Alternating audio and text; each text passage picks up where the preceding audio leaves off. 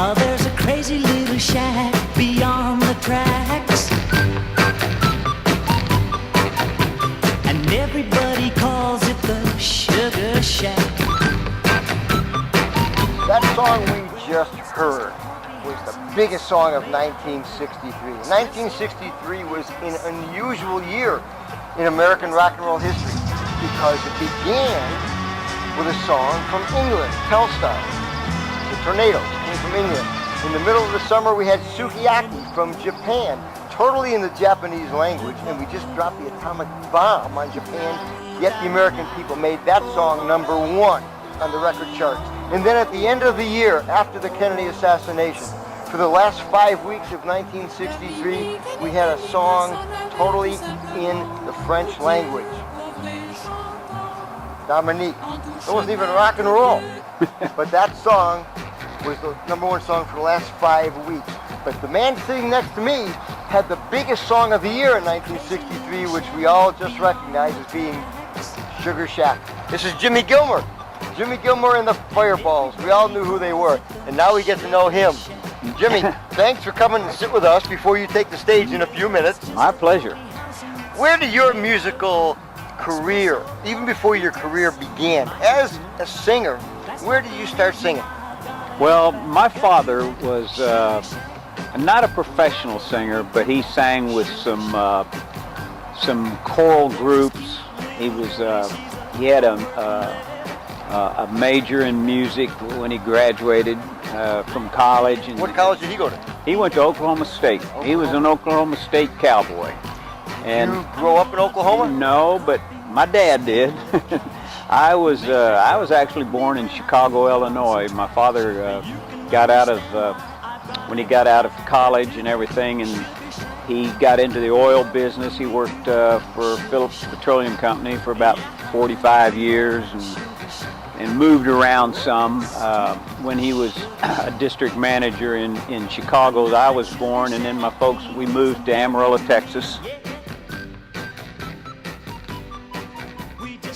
When I was about 11 years old, and that's kind of where I grew up. Because of the oil industry out there? Yep. They had Phillips Petroleum was one of those independent big companies that back in those days they owned pretty much all the service stations, you know. They weren't privately owned, they were company owned and that kind of stuff. So he had a big territory. He had Texas, New Mexico, Colorado, Oklahoma, a little bit of Arizona was primarily his area.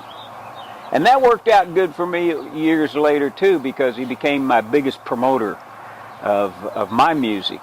And when he was out traveling around doing his business with Phillips Petroleum, he always had a stack of my records, and he'd go in and visit all the radio stations in a 4 or 5 state area there and plug the heck out of it. He was by far my bigg's promoter. So was he pushing the Fireballs, or was he pushing Jimmy Gilmer? He was pushing Jimmy Gilmer at that time. How old were you?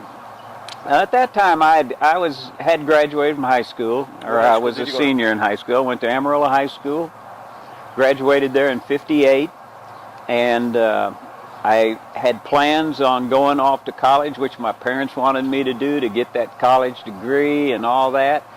But music just kind of took me that senior year.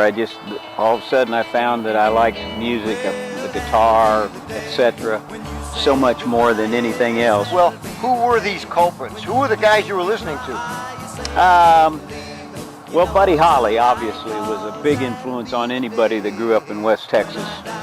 And so when I was a senior in high school, I made a trip over to Norman Petty's studios, and I played him. Where was that located? Yeah, it was in Clovis, New Mexico. It was about 100 miles from Amarillo.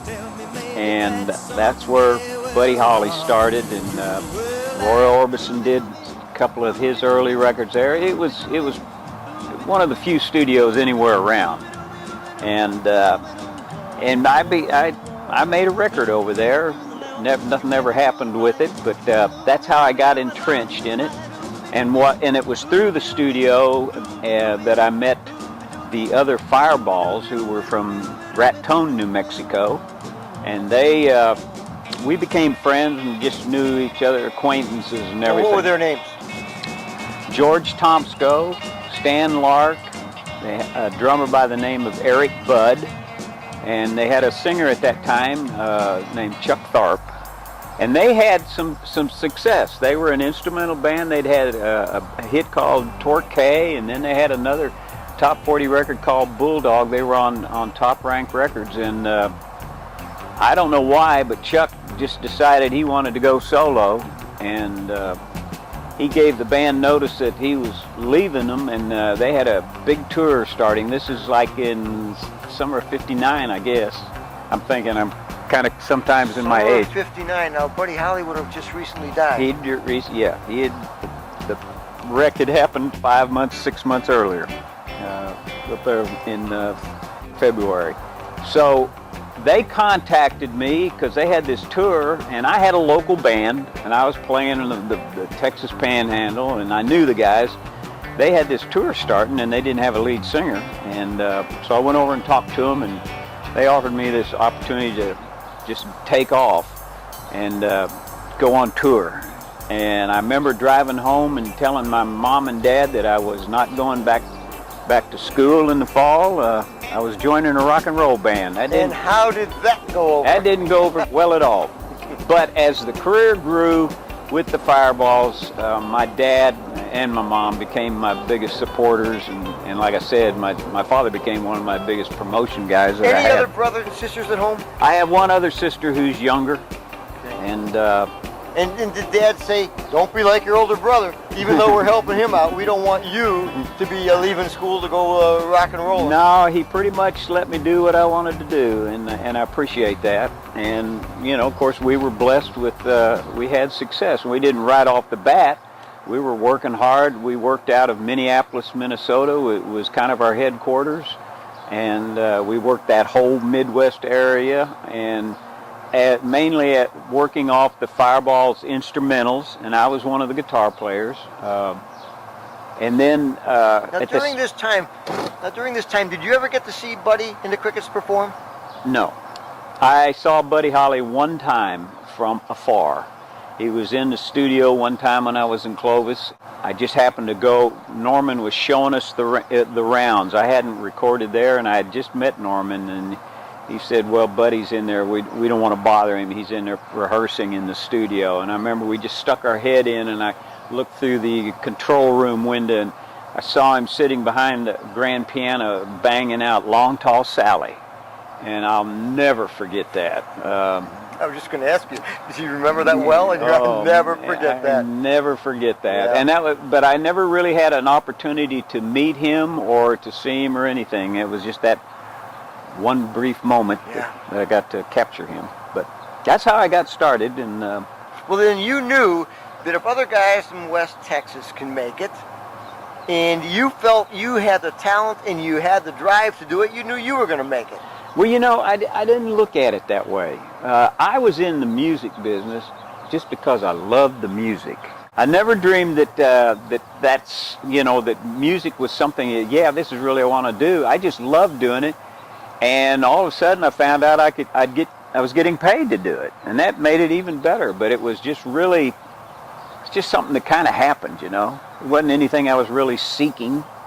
And fortunately, we were blessed with success over the years. In 1963, you had the biggest song of the entire year. And there was some great music. Ruby and the Romantics, Our Day Will Come. We heard from the Chiffons. And as we said before, we heard from some of the great foreign singers. Night Has 1,000 Eyes. Yeah. But yet you topped the chart for the entire year. Where did that song come from? Well, the song was written by a young man by the name of Keith McCormick, who unfortunately passed away just a couple weeks ago. He was a member of a group called the String-Alongs, which was an instrumental group that recorded with Norman Petty, and they were out of Plainview, Texas, which was kind of another 50 miles this way from Clovis, that kind of thing. But I knew Keith because everybody knew the competitive bands in the area, and I remember he sat down. I was getting ready to do some recording, and I thought he was a really good songwriter, and I remember he sat down and he played me half a dozen songs, and I picked about 3 or 4 of them that I really liked, and he made me just a little not a cassette, but a little reel-to-reel version of it just to learn, and Sugar Shack happened to be one of them. And I just went off and kind of practiced these 2 or 3 songs that I got from him. There again, we didn't immediately go in and cut it. We went out on tour. We were touring out of the Midwest most of the time, and I remember I used to put that in our show though, and I started getting requests for it. Play that Sugar Shack song, play that thing, you know, and that didn't happen with any other songs that I was involved with. And so I went, man, you know, I called Norman Petty, who was my manager and producer and everything, and I told him, I said, I think we've got something out here, Norman. And I said, when we get back, we got to record this song. And we came off the road and we recorded it. And well, I'm sure you played it for him before you recorded it. Oh yeah. What did he say? I don't know. Well, no, when we did it live, we did a little bit different, and we went in and cut the track the way we were cutting it. And then when we were gone on the road, Norman added the solo vox, which is that flute sounding thing. And everybody calls it The signature line. Norman added all that, unbeknownst to us. And I remember he sent me an acetate, and we were out on the road. I think we were in Detroit or something, and he sent it FedEx in the mail or something, and I got it, and we went to some place where there was a turntable and played it, and we were all so mad. He ruined it. He just ruined our song, man. I couldn't He didn't have any right to do that to our great music? No, not at all, man. You're furious. And, but, you know, didn't take me long to realize that had that not done that, we probably never would have had a hit, so. Now, when you all were works. playing it, when you were playing it out on the road, I have a feeling you guys were really making it into a rock song. You were really rocking it, as opposed to, like you say, he softened it up kind of, and he No, it was a lot harder. Yeah. Norman had a tendency to make everything. I used to always call it, he made it sweet, you know. Yeah. And that, you know, when we were trying to be rockers and everything, that was kind of going against our grain, but at the same time, that kind of bubblegum type music, that was a piece of it, and it worked. biggest song of the year in '63, but after that, we really didn't hear much from Jimmy Gilmer and the Fireball until 5 years later.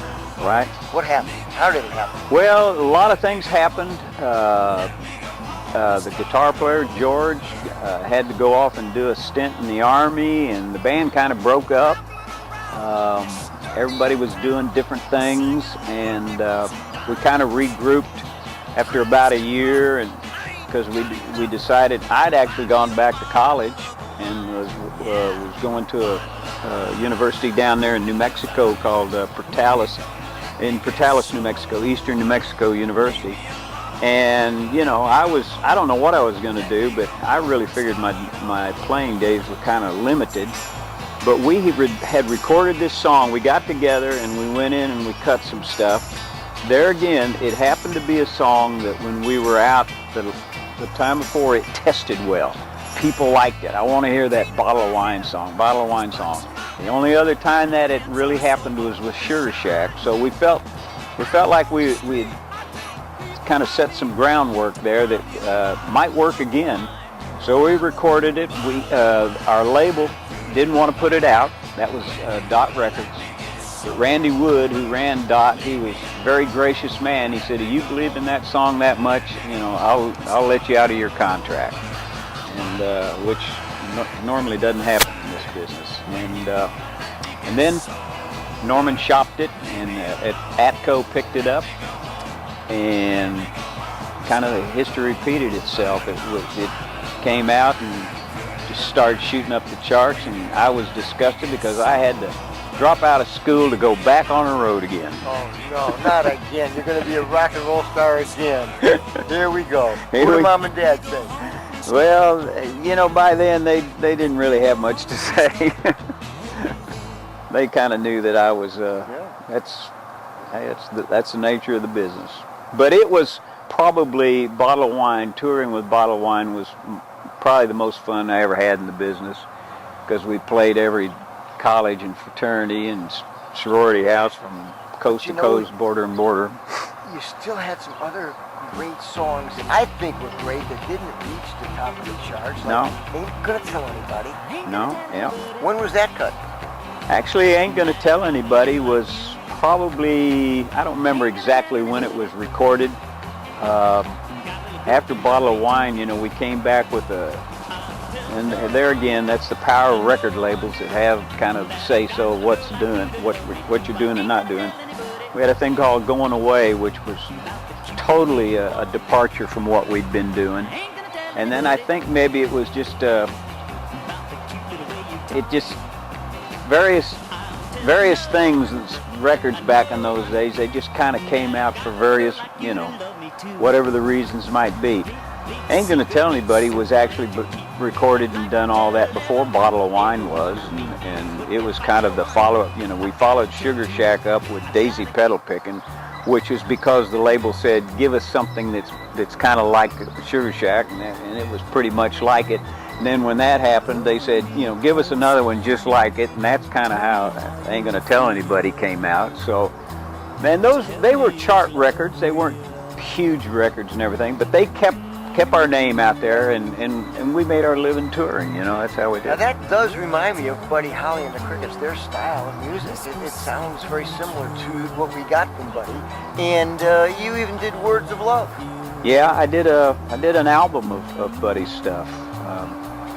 Buddy's Buddy was the name of it, and you know, he was obviously the biggest influence that anybody that came out of that West Texas area. Not just that area.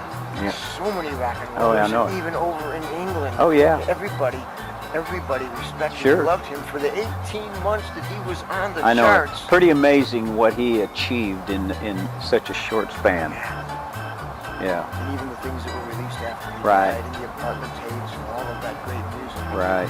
Now you're going to get ready, and you're going to be up on stage in a few minutes. Yeah. What are you going to sing tonight? Well, you know, we're limited. You got to sing Sugar Shack. I'll sing Sugar Shack, Okay. and I'll sing Bottle of Wine. And I'll drink to that. Okay. All right. All right. Well, you go get ready. Tom, thank you very Oh, much. I appreciate it.